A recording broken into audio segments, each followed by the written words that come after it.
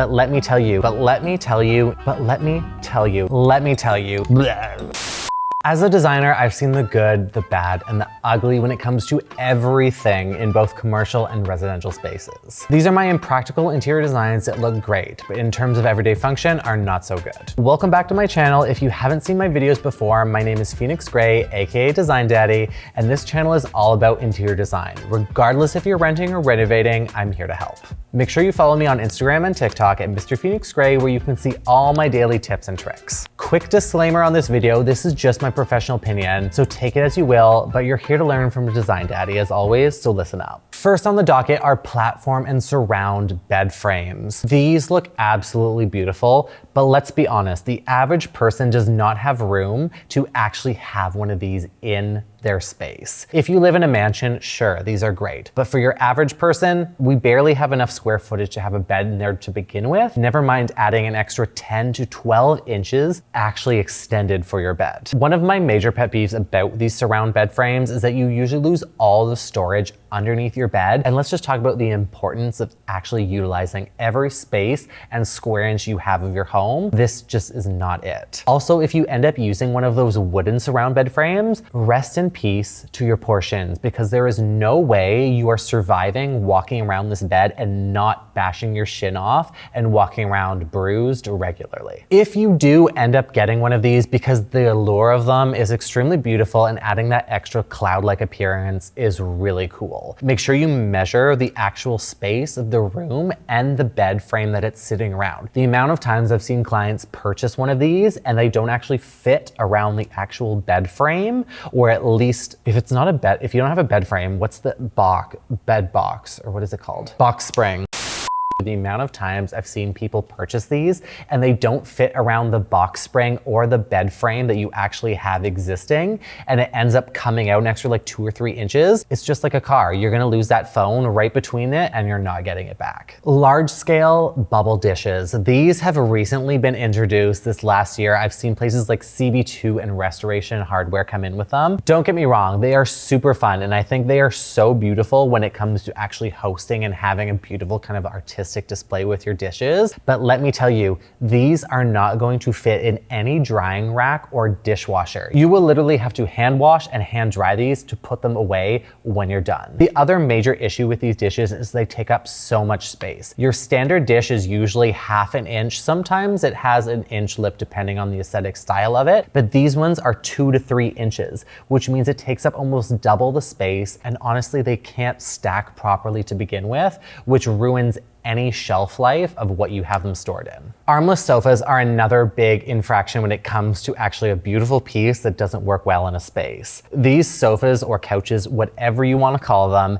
end up using a lot of dead space on each side. Person naturally sitting on them is going to go to the middle, and anyone sitting beside them is also going to be in the middle. The end spaces end up being unutilized, and because it is an armless piece, which usually is one single piece of fabric, you're going to start getting divots in the middle point, which is not a great look either. The amount of times I've seen interior design magazines feature these beautiful armless sofas are great, and they're terrible at the same time because they become so trendy. People are like, I want this exact sofa, but there's no way to lounge and actually be comfortable on them. You can't sit near the edge. You can't host on them. You can't entertain on them. And if you're having a conversation with someone sitting right beside you because they don't want to fall off the back seat, especially if you had a few drinks, these are not recommended in my opinion. Wire cage storage is another big one that I've seen a lot of people using lately. They match with a lot of different design aesthetics, including that mid-century modern style. Design aesthetic, I said it again. You said aesthetic style earlier. I want you to think from everyday use how you actually store and use items. I will always opt in for closed storage because these wire cage ones end up adding more visual clutter and you can't hide anything away in them. Yes, if you're a forgetful person, you want to know where things are, you can see it, but it's better to have it out of sight, out of mind in terms of storage, especially if you have one of these pieces. Hide everything away, reduce the amount of visual clutter you can actually have in a space. These just aren't it. LED strip lighting is another major issue because it has been so widely used in commercial spaces that people think that they could bring it into their residential homes, and this is where they made a grave mistake. Most people installing them do not have them diffused, and they're so jarring and almost too bright to have in a residential setting. The amount of times I've seen dorm room photos or even like those aesthetic Instagram posts that have them running around the perimeter of a room look absolutely terrible. And the adhesive that you have to use on the back of these end up ruining the walls. If you're renting, these are a landlord's nightmare because it ends up taking off most of the paint, chipping the drywall, and having to patch these is absolutely the worst. The purpose of LED strips, especially in commercial spaces, is to have them integrated into something and have them diffused. These are the perfect examples of the contrast between how they're supposed to be used and how the average person uses them. You can see the major difference is that an LED, when it has diffused light, it's going to give you that ambient light of what it's intended for. Otherwise, you're just getting this jarring, bright, dotted strip line that does nothing for your space. If you live in a major city, you can always tell there's that one person in a condo building that has these LED strips surrounding the perimeter of their entire unit, and that's all you see is like magenta, blue, red, green lights coming from that one unit, and it honestly isn't doing anything for you. I'm sorry. It's great if you're hosting a party and you want to turn your place into a club, but from everyday use, not so great. Extreme minimalism has been really in right now, and honestly, it's not livable. I did a previous video on Kim Kardashian's house where she went so overboard in terms of minimalism that it just doesn't work from an everyday standpoint. You have no access to anything and everything is hiding. Don't get me wrong, I love having closed storage and everything put away neat and tidy. But if you're going into a room and you're doing this extreme minimalism look where I don't see anything on the countertops whatsoever, it ends up looking like a museum. There's no depth, there's no personality, and there's no livelihood in your space. I automatically assume no one actually lives there. There is a great way to do minimalism, and it's with taste. You have certain select items you actually have on display. This whole idea of having nothing on any surface anywhere just doesn't work from an everyday standpoint if you don't live at home. Believe it or not, there are such things as square toilets.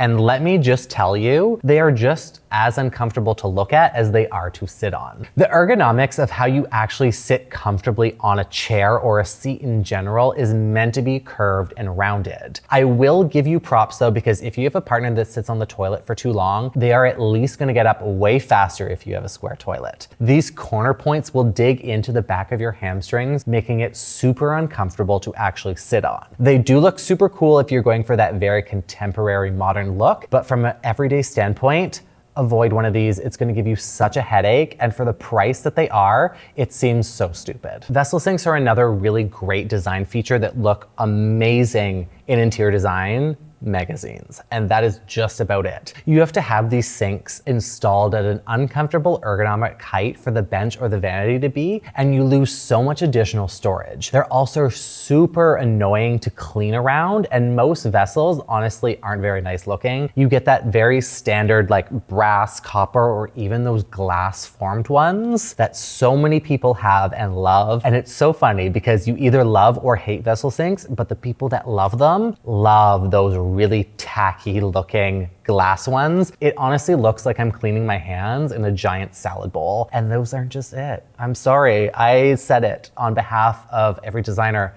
Let's just not use vessel sinks. Honestly, some of these vessel sinks are larger than the Titan submarine. Too soon, Phoenix, too soon. Regardless, if I see another one of them, I'm gonna implode.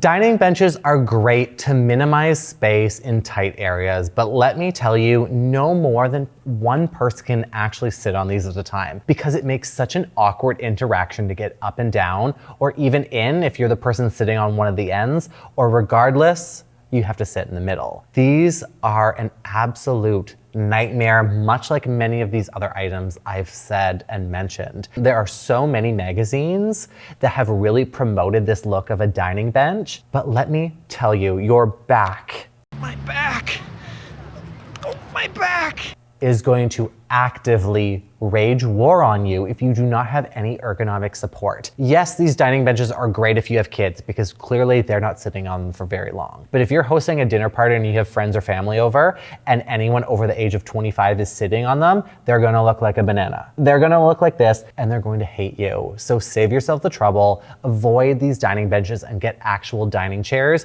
because at the end of the day, they take up just as much room. You're gonna squeeze one extra person in to be at that table and they're gonna be uncomfortable the entire time. Just because you can doesn't mean you should. I'm biased on this one because I know it's impractical, yet I absolutely love it. It is the black kitchen. Let me tell you, they are so unbelievably beautiful and magazines photograph them so well. Every Pinterest you see of a black kitchen is absolutely stunning. But let me tell you, you are going to see every fingerprint everywhere on those cabinets. Any splash little bit of oil and the way that the light hits it is going to light them up and that's all you're going to see in these kitchens. I know I've said I love them and they require so much maintenance and upkeep. So keep that in mind if you are going for a black kitchen. I know I've said it before. I'm so biased. I will always go for a black kitchen. But if you are not a high maintenance bitch and ready to keep up that maintenance, avoid these because it is not going to work out well in your favor. A great designer will always take in function and everyday livability into account when they're designing for a client. When I design a space for someone, I always make sure that it's going to have the ease of cleaning and maintenance. I get it, we all can't afford a living cleaner like some of these celebrities have in their carefree lifestyle and can enjoy something that looks beautiful that isn't as practical. Honestly, I could keep going all day with these impractical design choices, but you'll just have to wait for the next part and enjoy.